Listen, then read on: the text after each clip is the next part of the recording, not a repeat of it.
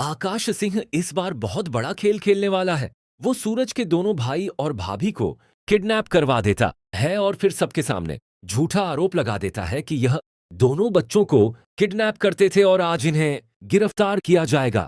यह सुनते ही पूरे घर में हड़कंप मच जाता है। ईशा ये बात सुनकर पूरी तरह हैरान रह जाती है। वो बार बार कहती है, ऐसा हो ही नहीं सकता, ये लोग ऐसा कभी नहीं कर सकते। लेकिन आकाश सिंह अपनी चाल में पूरी तरह कॉन्फिडेंट नजर आता है।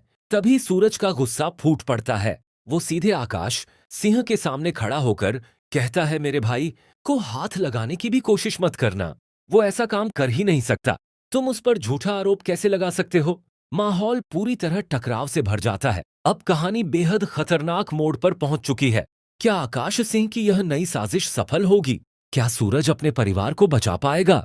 आईपीएस आकाश सिंह को खबर मिलती है कि शहर में बच्चों की तस्करी करने वाला पूरा गैंग एक गोडाउन से ऑपरेट कर रहा है। जैसे ही वह वहां पहुंचने की तैयारी करता है, उसे यह अंदाजा भी नहीं होता कि इस पूरे खेल में उसके अपने ही भाई भाभी का नाम सामने आने वाला है। दूसरी तरफ ईशा और सूरज के बीच का रिश्ता लगातार उलझता जा रहा है। ईशा सूरज को चेतावनी देती है कि अगर उसके छुपाए हुए सारे घाव सूरज ने देख लिए तो फिर वह उन लोगों की जिंदगी बर्बाद कर देगा जिन्होंने उसे दर्द दिया है।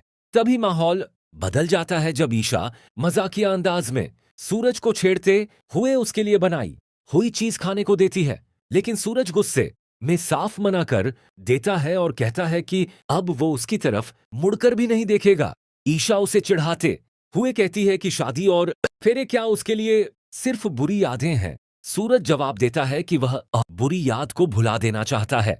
दोनों की नोकझोंक धीरे धीरे मजेदार लड़ाई में बदल जाती है। ईशा जबरदस्ती उसका चश्मा उतारने की कोशिश करती है और धमकी देती है कि आज कोई उसे उससे नहीं बचा सकता। आखिरकार सूरज मजबूरी में सच बताता है कि उसे कंजक्टिवाइटिस हुआ है और इसी वजह से वह चश्मा पहने हुए हैं ताकि इन्फेक्शन ना फैले। ईशा तुरंत पिघल जाती है और कहती है कि अगर उसके पति ब्रह्मचारी के हाथ से जहर भी मिले तो वह खुशी खुशी पी लेगी। सूरज शर्माते हुए उसे दूर रहने को कहता है, लेकिन दोनों के बीच की केमिस्ट्री साफ दिखाई देती है। उधर बंटी अपनी जिंदगी का सबसे बड़ा राज्य खोलने की तैयारी कर रहा होता है। वो रिया से कहता है कि उसे पहली बार सच्चा प्यार हुआ है। उसकी हालत ऐसी हो चुकी है कि ना उसे दिन में चैन मिलता है ना रात में नींद। प्रिया पहले तो मजाक उड़ाती है, लेकिन फिर उससे पूछती है कि आखिर वह लड़की कौन है। बंटी डरते डरते अपने दिल की बात कहने ही वाला होता है कि तभी अचानक माहौल बदल जाता है। दूसरी तरफ मोनिका और उसका परिवार अपनी बच्ची को ढूंढते हुए पागल हो रहे होते हैं। बच्ची अचानक गायब हो जाती है और पूरे घर में हड़कंप मच जाता है।